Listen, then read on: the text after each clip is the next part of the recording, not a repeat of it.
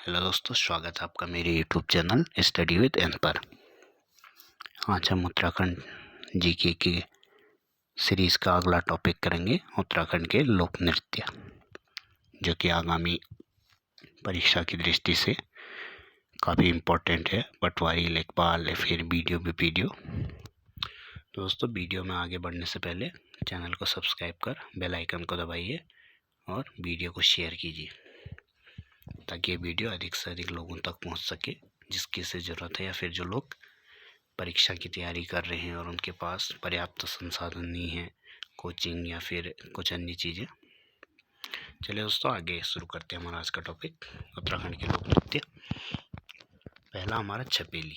इसे प्रेमी युगल का लोक नृत्य भी माना गया है। दो प्रेमी युगल का नृत्य भी माना गया है, और इसमें कभी कभी पुरुष ही स्त्री की वेशभूषा पहनकर अभिनय करता है। दोस्तों, मैंने आपको उत्तराखंड के लोकगीत में पढ़ा था छपेली गीत, जो कि प्रेम या प्रणय गीत था।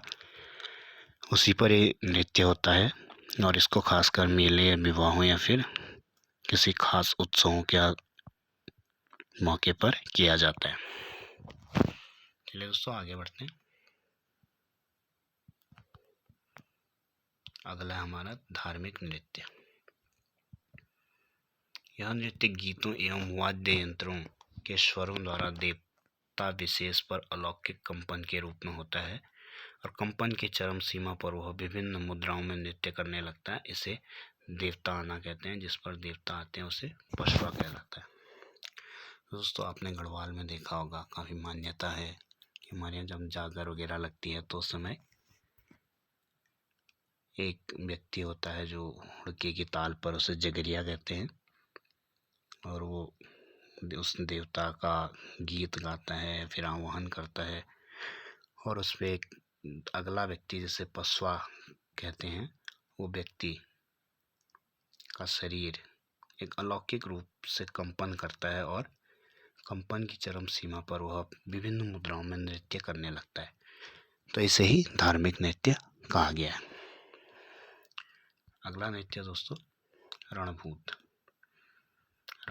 नृत्य। गढ़वाल क्षेत्र में जो लोग युद्ध में वीर गति को प्राप्त होते हैं, यानी कि मुख्य रूप से जो रणभूत नृत्य है वो गढ़वाल क्षेत्र में किया जाता है, और जो लोग युद्ध में वीर गति को प्राप्त होते हैं, उन्हें देवताओं के समान आदर प्राप्त होता है। तो जो लोग वीर गति को प्राप्त होते हैं उन्हें देवताओं के समान आदर प्राप्त होता है। और रणभूत नृत्य इन शहीदों की आत्मा की शांति के लिए उनके परिजनों द्वारा किया जाता है। जो रणभूत नृत्य है उसकी आत्मा की शांति के लिए उसके परिजनों द्वारा किया जाता है। इसे देवता घिराना के नाम से भी जाना जाता है। तो जो रणभूत नृत्य है इसे देवता घिराना के नाम से भी जाना जाता है। इनकी स्मृति में इस नृत्य का आयोजन होता है, यानी कि जो शहीद हुए हैं उनकी स्मृति में इस नृत्य का आयोजन होता है। तो ये विशेषकर गढ़वाल क्षेत्र का नृत्य है। जैसे दोस्तों कप्पू चौहान, माधो सिंह भंडारी, भानु भोपला आदि लोगों इस क्षेत्र के रणभूत हैं, यानी कि जिन पर ये नृत्य होता है। अगला है दोस्तों, मृत अशांत आत्मा नृत्य। मृत अशांत आत्मा नृत्य। तो मृतकों की आत्मा को शांत करने के लिए अत्यंत कारुणिक गीत रासों का गायन होता है। दोस्तों, आपने देखा होगा उत्तराखंड में मृतक है, उसकी आत्मा की शांति के लिए कारुणिक गीत रासों का गायन होता है। यह नृत्य डमरू और थाली के स्वरों के साथ किया जाता है। यह नृत्य 6 प्रकार का होता है: चर्याभूत नृत्य, हंत्याभूत नृत्य, ब्यराल नृत्य, सैद नृत्य, घात नृत्य, छल्याभूत नृत्य। जो मृत अशांत आत्मा नृत्य है, मृतकों की आत्मा की शांति के लिए होता है दोस्तों। एक कारुणिक गीत रासों का इसमें गायन किया जाता है। चल दोस्तों, आगे देखते हैं अगला नृत्य, चौफुला नृत्य। दोस्तों, एग्जाम की दृष्टि से काफ़ी महत्वपूर्ण है, और इसकी तुलना असम के बिहू, नोट करना, असम के बिहू और गुजरात के गरबा से की गई है, या उसी श्रेणी का इस नृत्य को माना गया है। तो ये भी एक गढ़वाल क्षेत्र का प्रमुख नृत्य है दोस्तों। और एक श्रृंगार भाव प्रधान नृत्य है। इसमें किसी वाद्य यंत्र का प्रयोग नहीं होता। इस नृत्य की खास बात यह है कि इसमें किसी वाद्य यंत्र का प्रयोग नहीं होता है। इसमें हाथों की ताली या पैरों की थाप या छाछ की छंकार या कंगन और पाजेब की जो मधुर ध्वनियाँ हैं उन्हीं का प्रयोग होता है और उन्हीं की ताल पर इस नृत्य को किया जाता है और इसे बिहू और गरबा श्रेणी का नृत्य भी माना गया है। तो काफ़ी इम्पोर्टेंट है दोस्तों ये नृत्य। अगला नृत्य दोस्तों थड़िया नृत्य। थड़िया नृत्य ये बसंत पंचमी से मेष संक्रांति यानी कि विषुवत संक्रांति तक किया जाता है। इसमें खुले मैदान में हुए विवाहित लड़कियां नृत्य करती हैं जो पहली बार मायके आती हैं। इसके विषय सामाजिक तथा आध्यात्मिक होते हैं। तो जो थड़िया नृत्य है वो भी परीक्षा की दृष्टि से काफ़ी महत्वपूर्ण है और बसंत पंचमी से बिखोत यानी कि विषुवत संक्रांति तक विवाहित लड़कियों द्वारा किया जाता है। घर के आंगन जिसे थाड़ कहते हैं, तो इसी थाड़ के आंगन के ही उस पर इस नृत्य का नाम भी थड़िया नृत्य दिया गया है और ये विवाहित लड़कियों द्वारा किया जाता है जो पहली बार अपने मायके आती हैं। अगला नृत्य दोस्तों घसियारी नृत्य। घसियारी नृत्य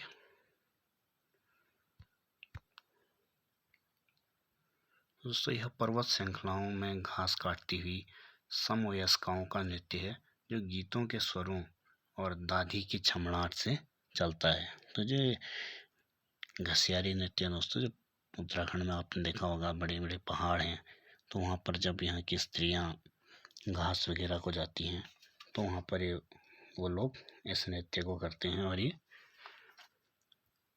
गीत भी स्वयं गाती है इसमें। और जो दाती की छमड़ाहट यानी जिससे घास काटा जाता है और हाथों में जो कंगन वगैरह पहनते हैं उसकी छमड़ाहट से चलता रहता है। तो एक प्रकार का घसेरी नृत्य। अगला दोस्तों बेला नृत्य। दीपावली तथा हरिभूधनी एकादश की रात को गढ़वाल के गांव में यह नृत्य उत्सव मनाया जाता है यानी कि बेला बेला नृत्य भी इसको कहते हैं और ये भी विशेषकर गढ़वाल में किया जाता है। और दीपावली या फिर हरिभूधनी एकादश के अवसर पर दोस्तों इस नृत्य को किया जाता है। अगला नृत्य दोस्तों पर रम्माण दोस्तों मुख्य रूप से चमोली में किया जाता है। रम्माण में बहुत से देवताओं के मुखौटे लगाकर नृत्य का प्रदर्शन किया जाता है। और दोस्तों एक और ख़ास बात इस नृत्य के बारे में, यूनेस्को ने रम्माण को विश्व की अमूर्त सांस्कृतिक धरोहर में शामिल किया है। तो जो रम्माण नृत्य है इसको विश्व की अमूर्त सांस्कृतिक धरोहर के रूप में शामिल किया गया है। तो काफ़ी इम्पोर्टेंट है दोस्तों ये रम्माण परीक्षा की दृष्टि से। चलिए दोस्तों आगे देखते हैं हमारा अगला नृत्य दीपक नृत्य। प्रारंभ में यह नृत्य थाली नृत्य के समान ही होता था। अंत में थाल में दिए सजाकर नर्तकी नृत्य करती थी यानी कि थाल में बहुत सारे दिए सजाकर इसमें नर्तकी जो है वो नृत्य करती है। अगला नृत्य दोस्तों चांचरी नृत्य। यह गढ़वाल क्षेत्र का एक श्रृंगारिक नृत्य है जो स्त्री और पुरुष द्वारा चांदनी रात में किया जाता है। इस नृत्य में हुड़की नामक वाद्य यंत्र का प्रयोग किया जाता है और कुमाऊं में दोस्तों इसे झोड़ा कहते हैं यानी कि जो कुमाऊं का झोड़ा है उसी श्रेणी का नृत्य है। और लगभग इस प्रकार से गोल घेरा बनाकर स्त्री और पुरुष हाथों में हाथ डालकर इसका चक्कर लगाते हैं और बीच में एक हुड़के के साथ जो इसका मुख्य गायक होगा वो गाना गाएगा और ये लोग घूमते घूमते उसको रिपीट करेंगे। तो चांचरी। अगला दोस्तों आपका छोलिया नृत्य। इस नृत्य को तलवार नृत्य भी कहते हैं। ढोल दमाओं के स्वरों में तलवार चलाने का स्त्री पुरुषों का यह नृत्य वीर भावना से ओतप्रोत है।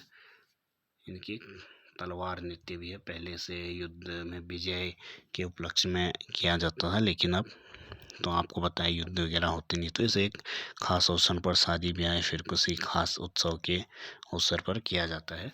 और कुमाऊं क्षेत्र में लगने वाले किरजी कुंभ मेले में यह प्रसिद्ध युद्ध नृत्य धार्मिक आयोजन के रूप में किया जाता है और यह तलवार और ढाल के साथ किया जाता है। और इसी की श्रेणी का एक सरो नृत्य भी है जो चमोली में किया जाता है, और एक भोटिया जनजाति का नृत्य दोस्तों वो पौड़ा नृत्य, वो भी इसी की श्रेणी का है। तो तीनों लगभग एक ही हैं। जो पौड़ा है वो भोटिया जनजाति द्वारा किया जाता है, छोलिया विशेषकर कुमाऊं में प्रसिद्ध है, और सरो नृत्य आपका चमोली डिस्ट्रिक्ट में। आगे बात करते हैं दोस्तों केदारा नृत्य। यह नृत्य ढोल दमाओं की कठोर वाद्य स्वरों में विकट तलवार एवं लाठी संचालन की तांडव शैली का अद्भुत नृत्य है। तो दोस्तों एक तांडव शैली का नृत्य है जो ढोल दमाओं के कठोर वाद्य स्वरों में विकट तलवार एवं लाठी संचालन, यानी कि ढोल दमाओं के जो स्वर है उसमें तलवार और लाठी का संचालन किया जाता है, जो एक तांडव शैली का नृत्य है। अगला है दोस्तों आपका सरो नृत्य, यानी कि मैंने आपको पहले बताया छोलिया भी इसी श्रेणी का नृत्य है। यह युद्ध कौशल का अनोखा नृत्य है। पहले ठकुरी राजा दूसरे ठकुरी राजा की पुत्री का अपहरण करके जाते थे और विवाह न होने पर युद्ध होता था। तो दोस्तों अब इस प्रकार की कोई घटनाएं तो होती नहीं है, इसलिए इस नृत्य को एक खास अवसरों पर किया जाता है, एक प्रतीकात्मक रूप में, यानी कि सच की कोई लड़ाई नहीं होती, एक प्रतीकात्मक रूप में जैसे छोलिया नृत्य को किया जाता था। तो सरो नृत्य भी गढ़वाल क्षेत्र का और ढोल के साथ किया जाता है दोस्तों। युद्ध नृत्य गीत पर यह नृत्य किया जाता है और विशेषकर यह टिहरी और उत्तरकाशी में खूब प्रसिद्ध है।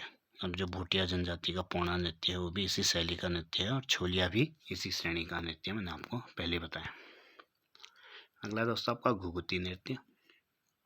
यह नृत्य नन्हे बालक बालिकाओं द्वारा गढ़वाल क्षेत्र में मनोरंजन के लिए किया जाता है। तो जो घुघुती नृत्य है वो मनोरंजन के लिए छोटे बच्चों के द्वारा किया जाता है। चैती पसारा नृत्य, जैसे मैंने आपको चैती पसारा गीत बताया था दोस्तों, एक ऋतु गीत, उसी के मैंने आपको बताया था कि जो औजी या बद्दी जाति के लोग होते हैं वो लोग अपने यजमान के घर जाकर चैत के महीने में जो हुड़के के साथ गाना गाते हैं और उनकी स्त्रियां जो नृत्य करती हैं तो वही चैती पसारा नृत्य है। तांदी नृत्य, इस नृत्य में सभी जन एक दूसरे का हाथ पकड़ के एक श्रृंखला में नृत्य करते हैं, यानी कि उत्तरकाशी और जौनपुर टिहरी के क्षेत्र में प्रसिद्ध है दोस्तों। यह नृत्य किसी विशेष खुशी के अवसर पर माघ महीने में किया जाता है।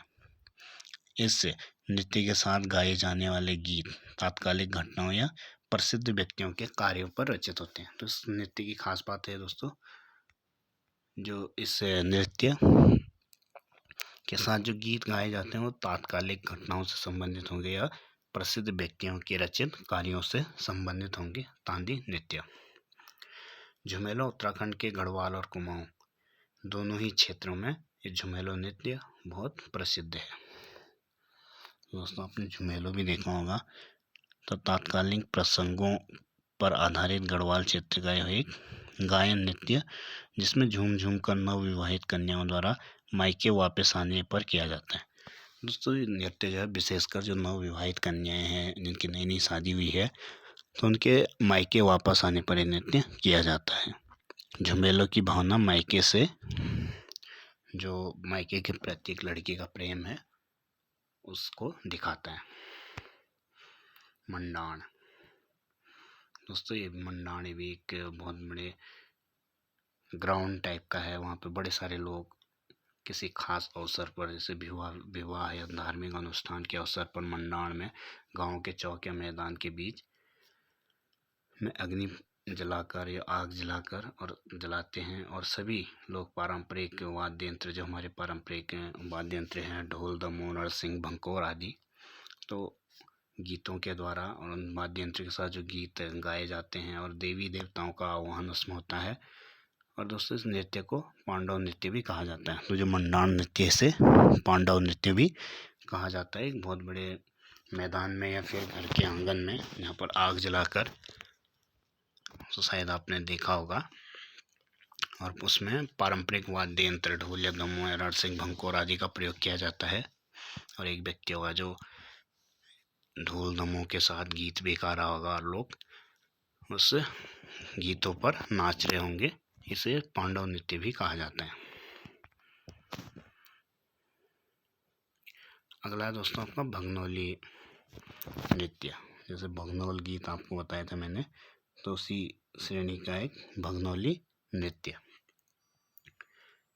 जो नृत्य है दोस्तों कुमाऊं क्षेत्र का प्रसिद्ध नृत्य है, जिसे मेलों में आयोजित किया जाता है। इस नृत्य में हुड़का और नागदा वाद्य यंत्र प्रमुख होते हैं। मैंने आपको कहा था भगनौल जो एक अनुभूति प्रधान गीत है, जिसमें यह गीत स्त्री के मन में कल्पना करते हुए मधुर एहसास में प्रेमी, इनके स्त्री के मन की कल्पना करते हुए जो एक मधुर एहसास में उसका प्रेमी है, वो किसी मेले में हुड़के या नगाड़े की धुन पर गीत गाता है और उसी के साथ ये भगनौली नृत्य भी करता है। अगला दोस्तों आपका हारुल नृत्य है, जौनसारी जनजाति का एक प्रमुख नृत्य है। तो एग्जाम की दृष्टि से ये भी काफ़ी महत्वपूर्ण है दोस्तों। ये हारुल क्या है, जौनसारी जाति द्वारा किया जाता है, जिसका विषय महाभारत के पांडव होते हैं। यानी कि महाभारत के, जैसा कि आपने पढ़ा होगा इतिहास में कि जौनसारी जो है अपने आप को पांडवों का वंशज मानते हैं, तो इस नृत्य का विषय भी वही पांडव होते हैं। इस नृत्य में रामतोला वाद्य यंत्र बजाना जो है वो अनिवार्य होता है। दोस्तों हारुल नृत्य काफ़ी प्रसिद्ध है। जौनसारी जनजाति का। चलिए आगे देखते हैं नाटी। दोस्तों ये भी उत्तराखंड के जौनसार क्षेत्र में या फिर हिमाचल प्रदेश में काफ़ी प्रसिद्ध है, और देहरादून के चक्राता तहसील का पारंपरिक नृत्य भी, यानी कि जो जौनसार क्षेत्र है वहाँ उसका पारंपरिक नृत्य भी है। और सभी महिलाएं और पुरुष रंगीन वस्त्र पहनकर इस नृत्य को मिलकर करते हैं। तो आजकल आपने नाटी पर बड़े सारे गाने भी देखे होंगे शायद जौनसार के। तो ये भी प्रमुख रूप से जौनसार क्षेत्र यानी कि चक्राता का ही एक नृत्य है। अगला दोस्तों बुढ़ियात। यह नृत्य खुशी के मौक़ों पर किया जाता है, जैसे शादी विवाह या फिर किसी खास ओकेशन पर जहाँ पर खुशी का विषय हो या फिर जन्मोत्सव हो, तो उस अवसर पर ये बुढ़ियात नृत्य किया जाता है। दोस्तों ये बुढ़ियात नृत्य भी जौनसारी समाज का ही एक प्रसिद्ध नृत्य है। अगला है दोस्तों आपका लंगवीर नृत्य। ये गढ़वाल लंगवीर नृत्य है दोस्तों, गढ़वाल का एक उत्साहवर्धन नृत्य है, जिसमें पुरुषों को एक सीधे खंबे में चढ़कर उसकी चोटी पर पहुंचकर पेट के सहारे करतब दिखाते हुए जो है नृत्य करता है, या फिर अपना संतुलन बनाकर उस खंबे पर वो नाचता है वो व्यक्ति, वो नर्तक, या इसी को लंगवीर नृत्य कहते हैं। यानी कि खंबा है, इस पर चढ़कर, इसकी चोटी पर चढ़कर यहाँ पर नृत्य कर रहा होता है, यानी कि अपना संतुलन बनाकर करतब दिखा रहा होगा या नृत्य कर रहा होगा, वही लंगवीर नृत्य है। अगला दोस्तों आपका पांडवार्थ नृत्य। पांडवार्थ नृत्य यह पांडवों के जीवन पर आधारित नृत्य है, यानी कि उनके जीवन से जुड़े जो प्रसंग हैं उस पर आधारित नृत्य है। और इसे खास कर नवरात्रों में 9 दिन तक चलने वाला नृत्य है, जो कि महाभारत की घटनाओं पर आधारित होता है, यानी कि पांडवों के जीवन पर आधारित जो उनके जीवन में जो घटनाएं घटी होंगी। तो दोस्तों ये थे आपके प्रमुख नृत्य। जैसे अगला अन्य नृत्य भी हैं कुछ, जैसे सिपैया नृत्य, जो गढ़वाल क्षेत्र का जो हमारा उत्तराखंड है वो देश प्रेम की भावना से क्या है काफ़ी ओतप्रोत है। तो इस नृत्य में युवकों में सेना में जाने का हौसला बढ़ाने के लिए जो सिपैया नृत्य है वो किया जाता है। तो इसी प्रकार बड़े सारे नृत्य दोस्तों, जैसे बैर नृत्य कुमाऊं क्षेत्र का, यह भी एक गीत गायन प्रतियोगिता के रूप में किया जाने वाला नृत्य। जैसे बैर गीत मैंने आपको बताया था, एक सवाल जवाब के तौर पर वो गीत गाया जाता है, और उसी गीत पर ये बैर नृत्य भी किया जाता है। दोस्तों ये थे उत्तराखंड के प्रमुख लोक नृत्य। उम्मीद है आपको ये वीडियो समझ में आई होगी और उत्तराखंड के लोक नृत्यों के बारे में आपने अच्छे से जाना होगा। बाकी दोस्तों एग्ज़ाम की दृष्टि से भी काफ़ी महत्वपूर्ण है इसमें कुछ नृत्य, तो आप उसको ध्यान दें। विशेषकर जो किसी जनजातियाँ जौनसारी समाज के द्वारा जो नृत्य किए जाते हैं, जैसे बुढ़ियात हो गया, हारुल हो गया, तो इन नृत्यों को विशेषकर आप ध्यान दें। बाकी बने रहिए दोस्तों। बाकी मिलते हैं आपको नेक्स्ट वीडियो में एक और टॉपिक के साथ।